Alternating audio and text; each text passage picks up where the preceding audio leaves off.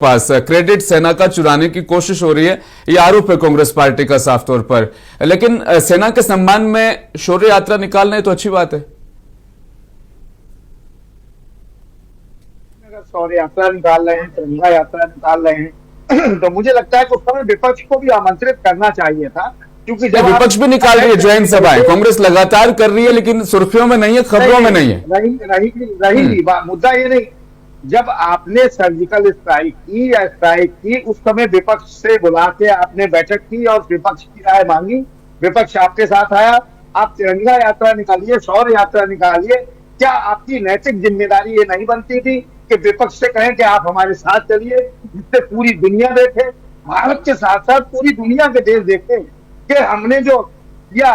उसके बाद पक्ष विपक्ष आज भी साथ है और सड़कों पर तिरंगा लेके चल रहे हैं। मुझे लगता है कि ये भी देश के सम्मान के लिए जरूरी था।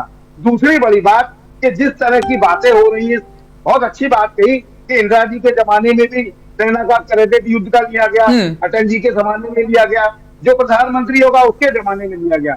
लेकिन आप इस बात को नहीं नकार सकते कि नेहरू जी से लेकर आज तक अगर देश चलता आया है तो किसी ने चलाया, किन्हीं परिस्थितियों में चलाया। पहले आप क्या थे और आज क्या है, तो उन सब चीजों पर टीका टिप्पणी नहीं होनी चाहिए। अगर पिछले प्रधानमंत्रियों से गलती हुई तो आपकी नैतिक जिम्मेदारी है कि आप मारे और आप गलती मैंने कैसे दिया था, ये हम नहीं पूछेंगे, किसी देश की जनता पूछेगी। इसी देश की 140 करोड़ की जगह 160 करोड़ जनता पूछेगी। इसका भी जवाब देखना पड़ेगा, क्योंकि अब आप कागज के दस्तावेजों में नहीं है, डिजिटल मीडिया में दर्ज हो गए।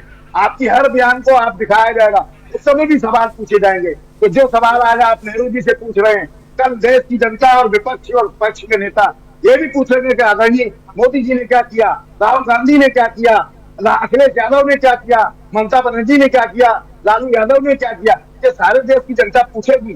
तो मुझे लगता है कि पुरानी बातों पर चर्चा न करकर हमें देश को अगर 47 में वाकई विकसित राष्ट्र बनाना है और $5 ट्रिलियन इकोनॉमी चाहिए, तो हमें उन सब चीजों को भूल के बात करनी चाहिए। और देश की अस्मिता की जो मैंने पहले बात कही थी, उस अस्मिता का सवाल जब आता है तो 140 करोड़ जनता और देश का पूरा विपक्ष भारत के प्रधानमंत्री के साथ खड़ा था और आज भी खड़ा है। लेकिन सवाल पैदा क्यों हो रहे हैं, इस पर भी जाना चाहिए कि आपसे सवाल पूछे क्यों जा रहे हैं। बिल्कुल, इन तमाम सवालों के जवाब के लिए संसद का स्पेशल सत्र, जिसका इंतजार हम भी कर रहे हैं, 140 करोड़ देशवासी भी कर रहे हैं। नीरज जी, बड़ी अच्छी बात कही आपने, पुरानी गलतियों का जो है वो बार बार जिक्र, लेकिन यहाँ कहा जाता ना कि जो देश अपने